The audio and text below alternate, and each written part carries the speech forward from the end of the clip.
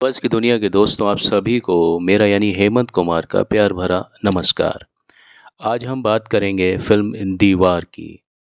ना सिर्फ दीवार की बल्कि सलीम जावेद साहब की, अमिताभ बच्चन साहब की, यश चोपड़ा साहब की और राजेश खन्ना साहब की। आप चौंकिए मत। आप कहेंगे कि इसमें एक जो नाम है, राजेश खन्ना, वो फ़िल्म दीवार से किसी भी तरह से संबंधित नहीं है। लेकिन दोस्तों, आपकी जानकारी के लिए बता दूं कि फ़िल्म दीवार में जो पहला जो नाम था, जो सुझाया गया था, वो राजेश खन्ना साहब का ही था। अब वो कहानी क्या रही, वो मैं आपको अब थोड़ा-सा विस्तार से बताता हूँ। जैसा कि ज्ञातव्य है कि वो जो फ़िल्म थी दीवार, शोले, ये लगभग एक ही समय पर आई थी, लेकिन इससे पहले मील का पत्थर जो फ़िल्म थी, वो ज़ंजीर, ज़ंजीर से पहले आनंद। ये फ़िल्में आने के बाद में, इन फ़िल्मों के आने के बाद में अमिताभ बच्चन का जो समय था, वो थोड़ा-सा बदला और ज़ंजीर के बाद में वो आखिर पूरी तरह से बदल गया। तो ये वो समय था जब ज़ंजीर फ़िल्म हिट हो चुकी थी और उसके बाद में इस परियोजना यानी दीवार पर काम करना था। आपको मालूम होगा कि अमिताभ बच्चन समय के कितने पाबंद रहे हैं शुरू से। और वहीं अगर दूसरी ओर देखा जाए तो राजेश खन्ना साहब के बारे में बताते हैं कि वो अपनी लेट लतीफ़ी के कारण भी उतने ही प्रसिद्ध रहे हैं। मैं इन बातों की तह में फ़िलहाल नहीं जाना चाहता। आखिर राजेश खन्ना साहब भी अगर लेट होते थे तो पीछे क्या रीज़न होता था, ये मैं किसी और वीडियो में बताऊँगा। लेकिन यहाँ मैं आपको बताऊँ कि किस प्रकार राजेश खन्ना से फ़िल्म दीवार का संबंध बिल्कुल ख़त्म हो गया। आखिर ऐसा क्या हुआ था जिसकी वजह से ऐसा हुआ? अब तक जो फ़िल्म निर्माताओं की जो एक इमेज थी, जो स्टार के लिए होती थी, राजेश खन्ना को पहले ही सुपरस्टार डिक्लेयर किया जा चुका था। तो जो इमेज स्टार्स की या फ़िल्म स्टार्स की जो होती थी लोगों की नज़र में, निर्माताओं की ख़ास तौर पर, अमिताभ बच्चन उस तरह की इमेज में बिल्कुल नहीं आते थे। क्योंकि अभिनेता-अभिनेत्रियाँ अपने नाज़ो-नखरों के लिए जाने जाते थे, जो निर्माताओं को एक तरीके से परेशान करते थे, समय पर नहीं आने की वजह से। और वहाँ राजेश खन्ना का नाम पहले या दूसरे नंबर पर ही था, लेकिन उससे बिल्कुल उल्टा अमिताभ बच्चन का रवैया था। ये बताया जाता है कि फ़िल्म इंडस्ट्री में, सेट पे, स्टूडियो में जो पहला व्यक्ति आता था, वो अमिताभ बच्चन होता था। तो इस तरह से अमिताभ बच्चन ने कभी भी निर्माताओं को कभी भी परेशान नहीं किया और सबसे पहली इस ख़ासियत ने अमिताभ बच्चन को बहुत सारे निर्माताओं का चहेता बना दिया था।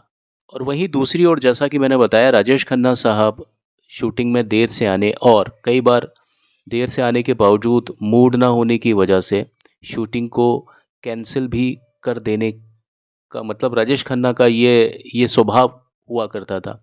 अब इसके पीछे भी क्या वजह होती थी ये भी मैं आपको कभी विस्तार से बताऊँगा और वो वजह हमेशा ऐसा नहीं था कि वो नाजायज़ वजह होती थी, कई बार जायज़ वजह भी होती थी लेकिन कई बार राजेश खन्ना साहब को यूँ ही बदनाम भी किया गया है। मैं इस बात को भी पूरी तरह से मानता हूँ, समझता हूँ। अमिताभ बच्चन अनुशासन का पर्याय माने जाते थे और जो कॉलिंग टाइम होता था उससे हमेशा वो पहले होते थे 5 मिनट पहले 2 मिनट पहले हमेशा मतलब अमिताभ बच्चन उस समय मौजूद होते थे।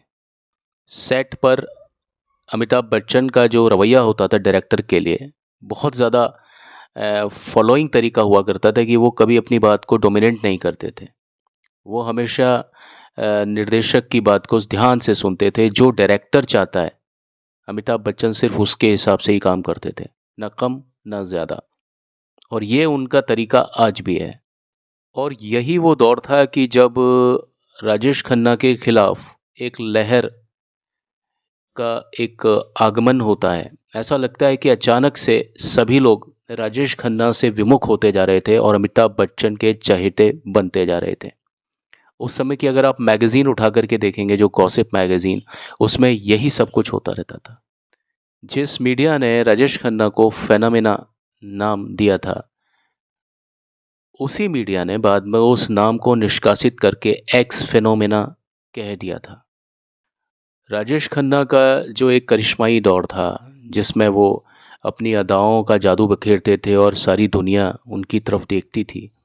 वो एक फ्लावरी पेड़ के इर्द-गिर्द चक्कर लगाना, और मैं ये नहीं कहता सिर्फ पेड़ के इर्द-गिर्द, बाकी शायराना अंदाज़ जो उनका हुआ करता था, उस चीज़ से भी दुनिया फ़िलहाल ऊबने लगी थी।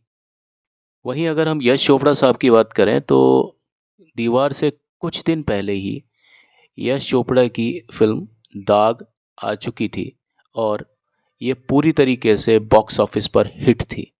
तो कहने के मायने ये थे कि अब यश चोपड़ा की जो अगली फ़िल्म थी, उस प्रोजेक्ट में भी कायदे से राजेश खन्ना को ही होना चाहिए था।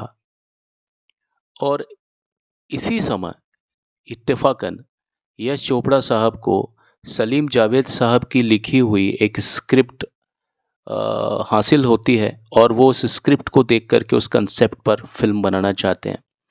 प्रोड्यूसर की तलाश होती है।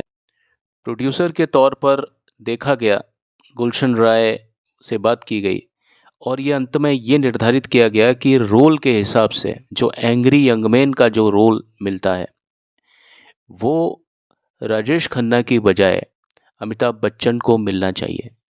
क्योंकि अमिताभ बच्चन उस समय उस रोल के साथ में कहीं ज़्यादा अच्छा न्याय कर सकते थे। जो वो एग्रेशन होता है और जो एक्शन होता है, वो अमिताभ पर ही ज़्यादा सूट करता, ये कहना था यश चोपड़ा साहब का।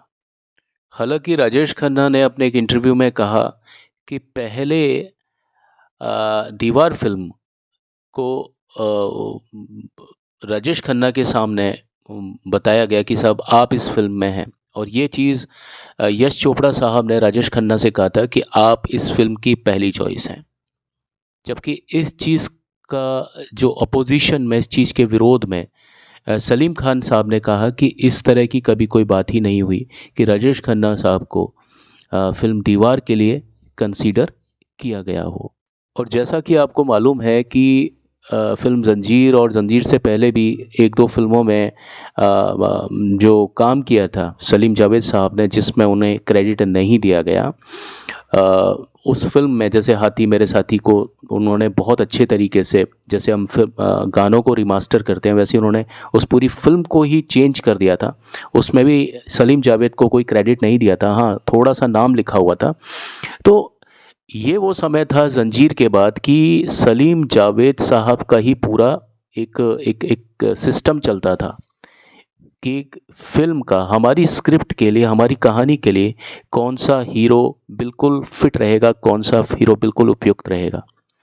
तो सलीम जावेद साहब के अनुसार उनकी ये जो स्क्रिप्ट थी दीवार, जो कि एंग्री यंग मैन कंसेप्ट पर आधारित थी, उसके लिए पहली और आखिरी जो एक पसंद थे वो अमिताभ बच्चन के अलावा कुछ भी नहीं था, कोई भी नहीं हो सकता था।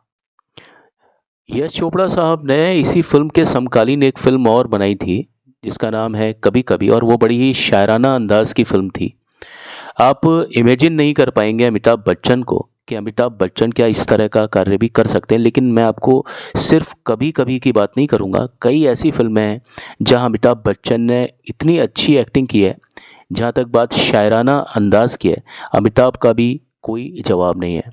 अगर राजेश खन्ना उस तरह के रोल के लिए लाजवाब हैं, तो अमिताभ बच्चन का भी कोई जवाब नहीं रहा है। कभी कभी एक मल्टी स्टारर फिल्म थी, जैसा कि आप जानते हैं कि यशराज बैनर की कोई भी फिल्म होती है वो बहुत बड़े कैनवास पर बहुत बड़े बजट की फिल्म्स होती हैं, और ये अब से नहीं, शुरुआत से ऐसा रहा।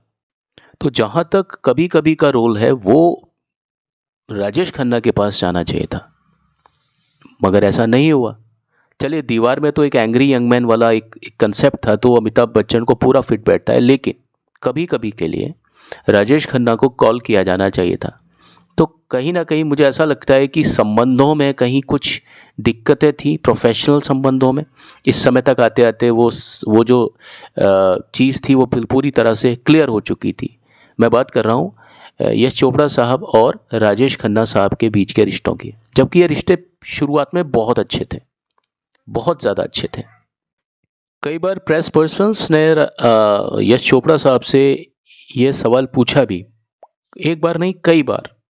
80s में इस सवाल को पूछा गया, 90s में इस सवाल को पूछा गया कि आखिर यश चोपड़ा ने, चलिए दीवार तो एक एंग्री यंग मैन की बात रही, वो तो अमिताभ बच्चन के लिए थी, लेकिन कभी कभी फिल्म में अमिताभ बच्चन की बजाय उन्होंने मतलब राजेश खन्ना की बजाय ये रोल अमिताभ बच्चन को क्यों दे दिया। और अगर उसमें अमिताभ बच्चन को रोल दिया था तो वो एक मल्टी स्टारर फिल्म थी, उसमें राजेश खन्ना को भी कहीं कुछ दिया जा सकता था। लेकिन इस बात के का कोई भी जवाब कभी भी यश चोपड़ा उचित तरीके से या वैसा नहीं दे पाए कि जिसे सुनकर हम सभी लोग सेटिस्फाइड हो जाएं।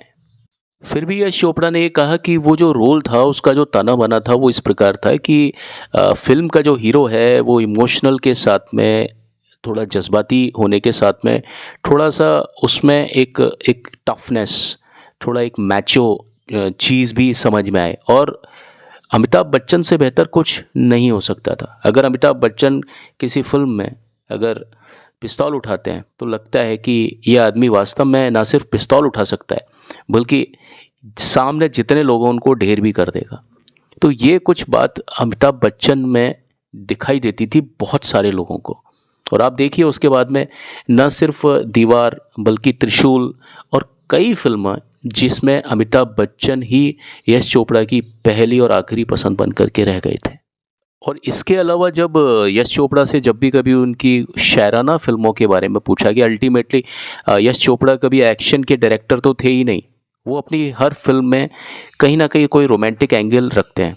फिल्म दीवार में भी आप देखिए कि वो फिल्म कहीं से भी रोमांटिक नहीं थी, लेकिन फिर भी परवीन बाबी को लाने के पीछे जो मतलब था, मकसद था, वो यही था कि फिल्म को थोड़ा सा एक रोमांटिक कट दिया जाए। तो कई फिल्मों में कई जगह पर अगर पिस्तौल वाली बात चल रही है तो पीछे कहीं फूल भी रखा हुआ है। तो ये चीज़ आप यश चोपड़ा की फिल्मों में शुरू से देख सकते हैं। लेकिन इस तरह के रोल्स के लिए राजेश खन्ना कहीं ज़्यादा मुनासिब थे। लेकिन इस तरह वो अपने सवाल के जवाबों से जो उनसे पूछे जाते थे, कई बार सिलसिला को लेकर के पूछे जाते थे, कभी कभी को लेकर के पूछे जाते थे। बाद में भी उनकी कितनी फिल्में आई जिसमें सिर्फ उन्होंने रोमांटिक चीज़ों के ऊपर काम किया। आप देखिए दिलवाले दुल्हनिया ले जाएंगे, आप देखिए, आप मतलब कितनी फिल्में मैं बताऊं, आप परंपरा देख लीजिए, आप विजय देख लीजिए, आप चांदनी देख लीजिए, आप कोई भी फिल्म आप उठा के देख लीजिए, मोहब्बतें देख लीजिए, आप कितनी कितनी फिल्में आई, लेकिन कहीं पर भी आपको वो राजेश खन्ना नहीं दिखाई देंगे। हाँ, राजेश खन्ना एक एक छोटा सा रोल उनको विजय फिल्म में मिला था, लेकिन वो फिल्म अपने आप में कोई ऐसी फिल्म नहीं थी और वो बहुत बाद में जाकर के वो चीज़ हुई।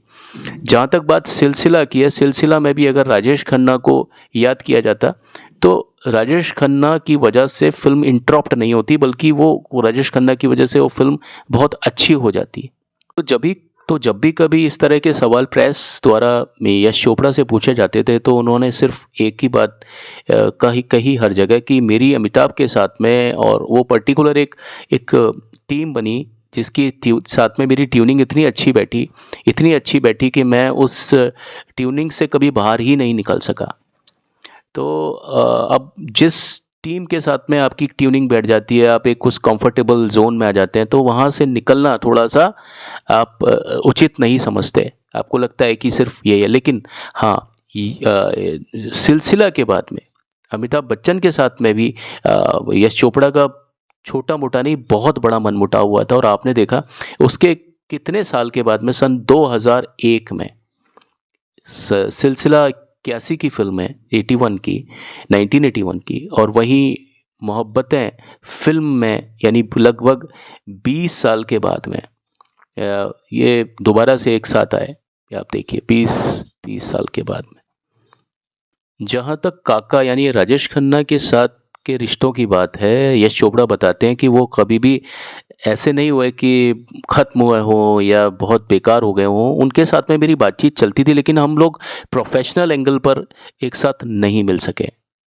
लेकिन सागर सरहदी जो कि फिल्म के लेखक थे, सिलसिला के और कभी कभी के, उनके अनुसार कहानी कुछ अलग इस तरह से बयान होती है कि तो सागर सरहदी साहब ने जब यश चोपड़ा से ये पूछा कि भाई आपने राजेश खन्ना के साथ काम क्यों नहीं किया, तो राजेश खन्ना के बारे में यश चोपड़ा ऐसी बात बोलते हैं कि जो शायद मतलब थोड़ा सा कल्पना करने योग्य नहीं है। उन्होंने कहा कि राजेश खन्ना जो है वो सभी प्रोड्यूसर्स को अपने घर पर बुलाते हैं और लेट नाइट पार्टी शुरू होती है और पार्टी में दारू चलती है खूब जम के, और उसके बाद में वो जो रात जो शुरू होती है उसका कोई ठिकाना नहीं होता, उसका कोई अंत नहीं होता। और ये जितने भी निर्माता हैं सारे राजेश खन्ना के घर पर पूरी रातों रात इस तरह की एक महफिल जमती है, और वो महफिल तब तक नहीं टूटती जब तक राजेश खन्ना सो नहीं जाते। और इसके अलावा बात यही नहीं रुकती। अगर राजेश खन्ना साहब कहीं पर भी जाते हैं, मुंबई से अलग कश्मीर जाते हैं, मसूरी जाते हैं, या कहीं अब्रॉड जाते हैं, कहीं भी जाते हैं, साउथ में जाते हैं, तो सारे निर्माता लाइन लगा करके राजेश खन्ना को सी ऑफ करके आते हैं। एयरपोर्ट पे जा कर के उनको टाटा बाय बाय करके आएंगे। और जब राजेश खन्ना वापस आते हैं मुंबई, तो सारे निर्माता उनको वेलकम करने, उनको रिसीव करने उस तरह से एयरपोर्ट पर जाते हैं। तो कुछ इस तरह से सरहदी साहब के सामने यश चोपड़ा ने अपनी इस बात का बखान किया।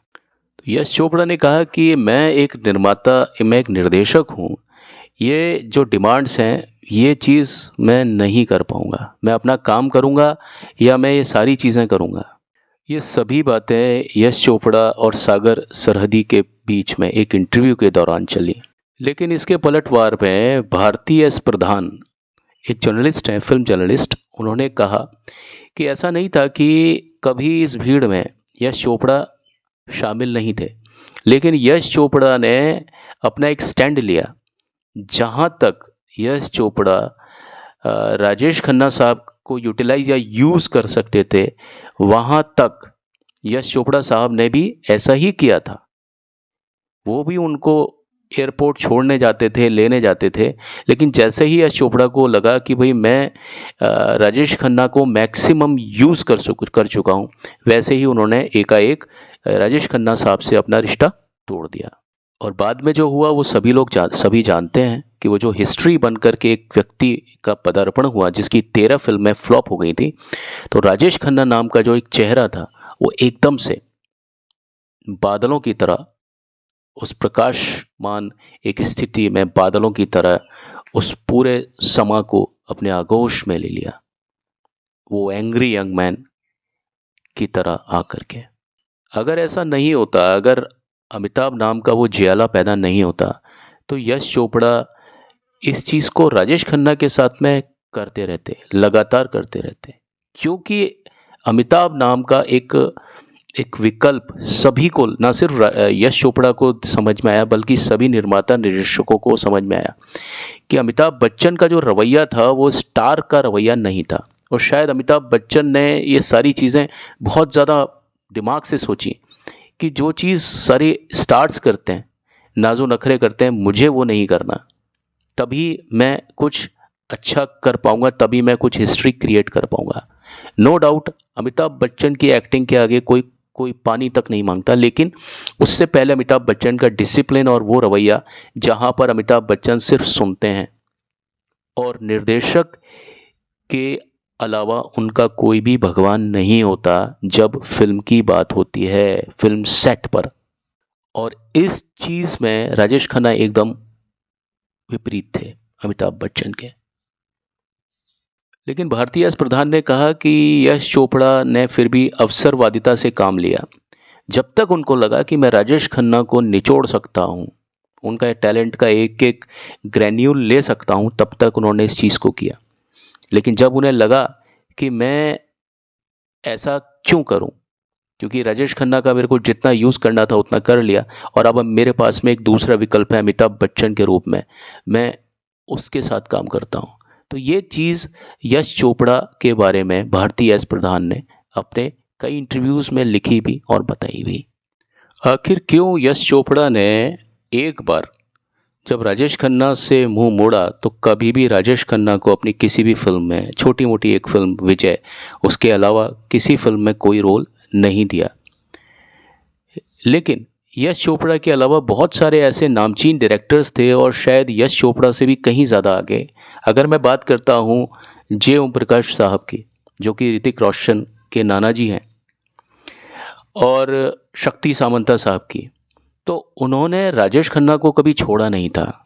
तो ये एक चीज़ थी कि जो चीज़ यश चोपड़ा को राजेश खन्ना में नज़र आ रही थी, वो चीज़ तो जे ओम प्रकाश साहब को भी नज़र आनी चाहिए थी राजेश खन्ना में। लेकिन जे ओम प्रकाश ने कभी भी राजेश खन्ना का साथ नहीं छोड़ा, और वही आलम जैसा मैंने बताया शक्ति सामंता साहब का भी रहा। और जब जे ओम प्रकाश साहब से राजेश खन्ना के बारे में पूछा तो उन्होंने कहा कि राजेश खन्ना के साथ में जब मैं फिल्में बनाता था तो वो मेरी ज़िंदगी के यादगार और बड़े हसीन पल हुआ करते थे। ये कौन बोल रहा है? ये जे ओम प्रकाश साहब बोल रहे हैं। और कहीं हद तक ये उस बात पर निर्भर करता है कि आप अपने कलाकारों के साथ में कैसा व्यवहार करते हैं, किस तरह से उनके साथ में एक मतलब किस तरह से उनको हैंडल किया जाता है। ये एक अच्छा निर्देशक समझता है इस बात को। कुछ लोग इस तरह के होते हैं कि कुछ कुछ फॉल्स प्रॉमिसेस कर देते हैं, कुछ गलत तरह के कुछ वादे वगैरह कर देते हैं, और फिर बाद में जब वो अपने वादों से जब बात इधर से उधर जाती है तो वहीं रिश्तों में इस तरह की खटास आ जाती है। ये कहना था जे ओम प्रकाश साहब का। जे ओम प्रकाश के अनुसार कभी भी राजेश खन्ना ने जे ओम प्रकाश साहब को उस तरह से परेशान नहीं किया। जे ओम प्रकाश साहब ने इस बात से भी इनकार किया कि उन्हें कभी भी राजेश खन्ना साहब की चापलूसी नहीं करनी पड़ी, उनके साथ में बैठ कर के कभी दारू नहीं पीनी पड़ी, कभी भी उनको रिसीव करने या सी ऑफ करने कभी एयरपोर्ट नहीं जाना पड़ा। ये कौन कह रहे हैं? ये जे ओम प्रकाश साहब कह रहे हैं। और कुछ यही आलम शक्ति सामंता साहब के साथ भी रहा और ऋषिकेश मुखर्जी साहब के साथ भी रहा। उनके साथ तो कभी भी राजेश खन्ना साहब की कोई ट्यूनिंग बिगड़ी नहीं, और वो बहुत ज़्यादा अच्छे तरीके से मतलब इनका बहुत अच्छा तरीका हुआ करता था आपस में व्यवहार। तो जिस तरह की बात यश चोपड़ा ने राजेश खन्ना साहब के बारे में कही, वो सिर्फ एक बहानेबाजी ही नज़र आती है। और ऐसा ही कुछ यश चोपड़ा साहब ने सिलसिला फिल्म के बाद में अमिताभ बच्चन के साथ में भी किया। तो कहीं हद तक बात होती है कि भाई रिश्ता कब तक सही चलता है, जब तक वो कोई वजह ऐसी ना आ जाए कि वो रिश्ते को हम तोड़ ना दें। आप देखिए उसके बाद में सिलसिला के बाद में यश चोपड़ा ने अमिताभ बच्चन को कब याद किया? सन 2001 में मोहब्बत है में, जैसा कि मैंने आपको बताया। और वैसे भी साहब ये फिल्म्स में जो मैगज़ीन हुआ करती थी, इसमें कोई अच्छी चीज़ें तो छपती नहीं थी, गॉसिप छपते थे, या जो चीज़ नहीं हुई थी, जो चीज़ कयास थी, र्यूमर्स थे, फिल्म फ्लैम्स थे, उन पर ही बातें हुआ करती थी। बकौल जे ओम प्रकाश, राजेश खन्ना एक एक्सट्रोवर्ट इंसान नहीं थे, वो इंट्रोवर्ट थे, अंतर्मुखी इंसान थे। और अंतर्मुखी इंसान की बातचीत ज़्यादा लोगों से नहीं होती है, और वो बहुत लिमिटेड बात करता है वो व्यक्ति। तो ज़्यादातर उस व्यक्ति के अंदाज से ही हम उसके बारे में एक राय बना लेते हैं। तो ये बहुत हद तक राजेश खन्ना साहब के बारे में ये चीज़ हुई। राजेश खन्ना साहब का जो बिहेवियर था, वो एक जो कॉमन आदमी था, जो ऑर्डिनरी सोच का आदमी होता है, उसके मुताबिक वो व्यवहार ठीक नहीं होता था। हालांकि राजेश खन्ना ने जब भी कभी कोई काम किया, वो कभी भी किसी को दुखाते नहीं थे, मन नहीं दुखाते थे, दिल नहीं दुखाते थे, दोस्ती रखते थे, पूरी रखते थे। लेकिन उनके एक्शंस कई बार उस तरह से होते थे कि जो ऑर्डिनरी लोगों से थोड़ा डिफरेंट हो जाते थे, तो लोग उसको कई बार गलत तरीके से उसको समझ लेते थे। और इस तरह की बातें बहुत कम लोग हैं वो समझ पाते हैं। बात राजेश खन्ना की नहीं, इस तरह का नेचर का इंसान जो होता है उसकी बातें हर व्यक्ति नहीं समझ पाता। राजेश खन्ना यारों के यार थे, और वो ये सोचते थे कि उनकी टीम यानी उनके जो दोस्त वगैरह हैं, वो मिलकर के हमेशा हमेशा वो सारा लोग एक साथ मिलकर के हर चीज़ को समझें, हर चीज़ के ऊपर वो टीम काम करे। लेकिन फिल्म मेकिंग एक प्रोफेशनल चीज़ है, जिसमें इन दायरों को बार बार तोड़ा जाता है, बार बार बदला जाता है। कई बार सहूलियतों को देख कर के, कई बार मौके की नज़ाकत को देख कर, कई बार हवा के बहाव को देख कर के, उसकी दिशा को देख कर के। तो इस तरह से राजेश खन्ना इस ढांचे पर फिट नहीं होते थे। हालांकि वो लोगों की भीड़ में घिरे रहते थे, निर्माताओं की भीड़ में घिरे रहते थे, लेकिन उसके बावजूद भी उनकी जो सोच थी वो इस प्रकार की थी। तो वो भीड़ में भी एक अकेले इंसान हुआ करते थे। और यही कारण था कि कहाँ निर्माता निर्देशकों की भीड़, लाइनें लगी रहती थी। अगर वो हॉस्पिटलाइज भी हो जाते थे तो वो निर्माता निर्देशक जानबूझ करके उसी हॉस्पिटल में बीमार होने का बहाना बना करके राजेश खन्ना की बगल वाले जो बेड्स थे उनकी बुकिंग हुआ करती थी, एडवांस बुकिंग हुआ करती थी इस तरह की कि भाई राजेश खन्ना बीमार पड़ेंगे तो मैं उनके बगल का बेड लूँगा। और वो निर्माता निर्देशक भी धीरे धीरे करके राजेश खन्ना से इसी वजह से अलग होने लग गए थे। ये कुछ कारण ऐसे थे जो कि राजेश खन्ना ने कभी किसी के साथ में ऐसे कोई काम नहीं किया, लेकिन फिर भी ये कुछ ऐसा रहा कि जो प्रोफेशनल एंगल जो था राजेश खन्ना का, वो इस तरह से निर्माता निर्देशकों के लिए लॉन्ग रन में मेल नहीं खाता। और जहाँ तक बात अगर हम लौट करके दीवार फिल्म के बारे में करते हैं, तो यश चोपड़ा का ये जो तरीका था राजेश खन्ना को छोड़ करके सीधा अमिताभ बच्चन के पास आ जाना एक अवसरवादिता के तहत, इस चीज़ के लिए यश चोपड़ा को बहुत अच्छा एक, क्या कहना चाहिए, उन्होंने एक लैंडमार्क स्थापित किया। और ये फिल्म जो थी ना, ये सुपर डुपर हिट, मुझे बताने की ज़रूरत नहीं है कि ये एक तरीके से उनके लिए एक रेड कारपेट ट्रीटमेंट, एक माइलस्टोन, ज़िंदगी में जो एक टर्निंग पॉइंट आता है, एक बहुत अच्छा जो एक बदलाव आया, ना सिर्फ यश चोपड़ा की ज़िंदगी में बल्कि अमिताभ बच्चन साहब की ज़िंदगी में और टीम से जुड़े हुए और इस फिल्म से जुड़े हुए हर व्यक्ति की ज़िंदगी में एक अच्छा उठाव आया, जो हम सब लोग जानते हैं। आज दीवार को कौन नहीं जानता, चाहे तो आप उसके डायलॉग्स की बात करें, चाहे आप स्टोरी की बात करें, चाहे आप एक्टिंग की बात करें, चाहे आप एक एक पात्र की बात करें, किसी भी चीज़ के बारे में अगर आप बात करेंगे, कोई भी मुख्तलिफ सीन हो, मंदिर का सीन हो, आखिरी सीन हो, बीच में भाई भाइयों की तकरार होती है, स्मगलर और इंस्पेक्टर भाई के बीच की तकरार होती है, दावर और अमिताभ बच्चन यानी विजय के बीच में तकरार होती है। ये चीज़ों को कौन भूल सकता है। हाथ पर टैटू करके बच्चे के हाथ पर, मास्टर अलंकार के हाथ पर मेरा बाप चोर है, जो कि अमिताभ बच्चन की बचपन की भूमिका निभाई थी, उस चीज़ को आखिर कौन भूल सकता है। और इस सारे कंसेप्ट ने हिंदी फिल्म सिनेमा का जो पूरा मजमू था, जो उसकी छवि थी, पूरी बदल के रख दी। ना सिर्फ बदली बल्कि एकदम उल्टी छवि कर दी।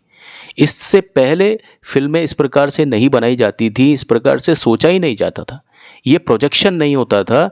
और अगर प्रोजेक्शन ऐसा होता था तो उसमें कहीं ना कहीं आप समझिए कि वो प्रभाव पैदा नहीं होता था। लेकिन ये फिल्म ना सिर्फ प्रोजेक्शन पर बल्कि दर्शकों के बीच में अपना प्रभाव बनाने में इतनी ज़बरदस्त हिट हुई कि आज तक उस फिल्म को कल्ट माना जाता है और आगे भी माना जाता रहेगा। कुछ फिल्में ऐसी होती है जिसमें एक भी गलती नहीं होती है। दीवार फिल्म कुछ ऐसी फिल्मों में आती है, आप इसमें एक गलती भी नहीं निकाल सकते हो। लोग बाग शोले में गलतियां निकालने की कोशिश करते हैं, निकल सकती है एक दो गलतियां, लेकिन दीवार फिल्म में कोई गलती आप निकाल नहीं पाएंगे। और उस पर आप समझें कि एक व्यक्ति यानी विजय, अमिताभ बच्चन, उसकी जो शख्सियत उसमें जो आई, आप देखें कि वो किस एंगल पर अमिताभ बच्चन ने जाकर के, किस कद पर, किस ऊंचाई पर जाकर के उस एक्टिंग को किया, एक काबिले तारीफ है। इससे पहले इस तरह के करिश्मे कभी नहीं हुए थे।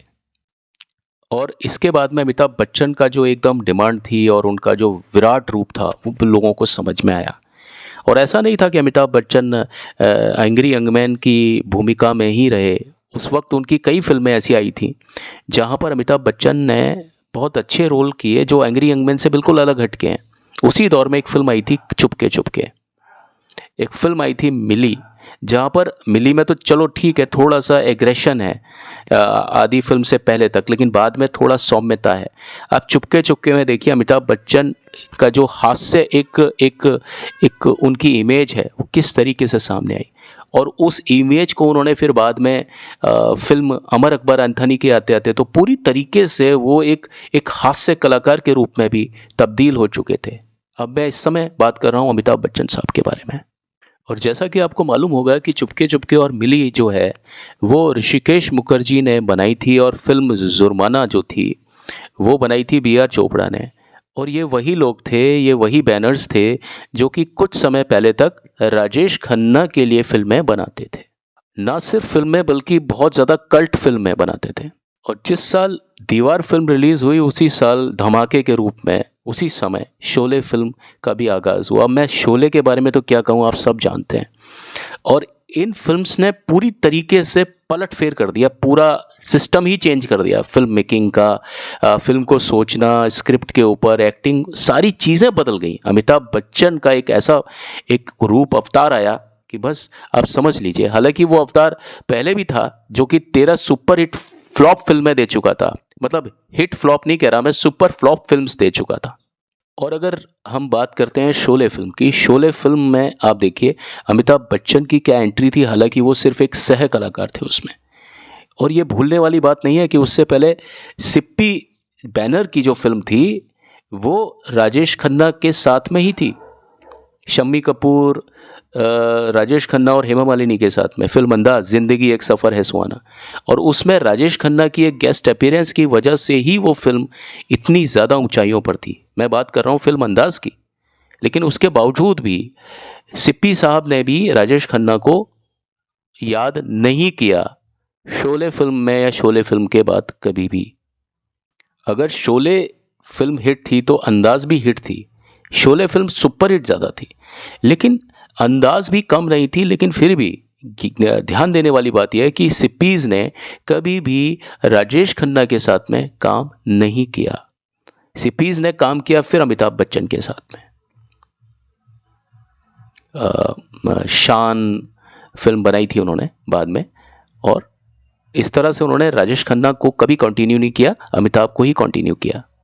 और ये आपको शायद ध्यान हो या पता हो, मैं आपको बता चलता हूँ कि राजेश खन्ना की पकड़ सलीम जावेद पर और सलीम जावेद की पकड़ राजेश खन्ना पर बहुत अच्छी थी। बहुत अच्छे दोस्त हुआ करते थे ये लोग। फिल्म हाथी मेरे साथी में जो चेंजेस हुए थे स्क्रिप्ट में, वो स्क्रिप्ट ऐसी नहीं थी, बिल्कुल डिफरेंट थी। तो सलीम जावेद भी राजेश खन्ना की वजह से ही थे शुरुआत में, लेकिन बाद में उन्होंने अपनी एक अलग इमेज बनाई और बाद में वो लोग भी राजेश खन्ना के साथ में किसी भी तरीके से नहीं थे। आप देखिए फिल्म शोले में पूरी तरीके से जो चित्रण है, जो स्क्रिप्ट है, वो स्क्रीन प्ले है, वो कहीं भी ऐसा नहीं लगता कि राजेश खन्ना जैसा कोई भी कलाकार जो कि शायराना अंदाज में या रोमांटिक अंदाज में, चॉकलेटी अंदाज में जिसे प्रस्तुत किया गया, उसके लिए एक रत्ती भर भी जगह शोले फिल्म में रखी जाए। अब सोचने वाली बात यह है कि ये जितने नाम मैंने आपको गिनाए धीरे धीरे फिल्म के साथ में, बैनर्स के साथ में, ये सभी लोग राजेश खन्ना के साथ में एक ही तरह का बर्ताव क्यों कर रहे थे। चाहे वो सिप्पीज़ का नाम ले लूँ, चाहे मैं यश चोपड़ा का नाम ले लूँ, चाहे मैं किसी भी बैनर का नाम ले लूँ। हाँ, मैंने 2-3 के नाम बताए हैं, जे ओम प्रकाश साहब जिन्होंने उनके साथ किनारा नहीं किया, जिनसे शक्ति सामंता भी एक बार को राजेश खन्ना से किनारा करने वाले थे, लेकिन उन्होंने नहीं किया। और ऐसा क्यों किया राजेश खन्ना के साथ में कि अचानक से लोगों ने उनसे मुंह मोड़ने की कोशिश की और वो उस चीज़ में पूरी तरह से कामयाब हुए। और राजेश खन्ना का बाद में अता पता ही नहीं था, कहीं पर भी नहीं था। बाद में फिर 80s में कुछ फिल्में आई जिसकी वजह से राजेश खन्ना फिर से उभरे, लेकिन वो बात नहीं आ पाई साहब जो कि राजेश खन्ना को 70s में, अर्ली 70s में जो चीज़ मिली थी। सभी लोग एक साथ, ऋषिकेश मुखर्जी हो, बी.आर. चोपड़ा हो, सिप्पीज़ हो, चाहे कोई भी हो, 2-4 को छोड़ करके सभी लोगों ने राजेश खन्ना से किनारा कर लिया। चलिए, अब ये सवाल का जवाब मैं आप पर छोड़ता हूँ कि ऐसी क्या वजह रही होंगी कि सभी लोग एक तरफ एक जैसे स्वभाव के हो गए अचानक से। आप प्लीज़ इस चीज़ को कमेंट बॉक्स में ज़रूर लिखें। मुझे आपके इन सुझावों का, इन उत्तरों का इंतज़ार रहेगा। और इसी आशा के साथ मैं आज का ये एपिसोड में ख़त्म करता हूँ। अगले एपिसोड में आपसे फिर एक अलग किस्से, एक अलग बात के साथ मैं मुखातिब होता हूँ। तब तक के लिए मुझे आपके दोस्त, आपके होस्ट हेमंत कुमार को आज्ञा दीजिए। नमस्कार। आप सभी का दिन मंगलमय हो। Thank you. Have a nice day. Bye.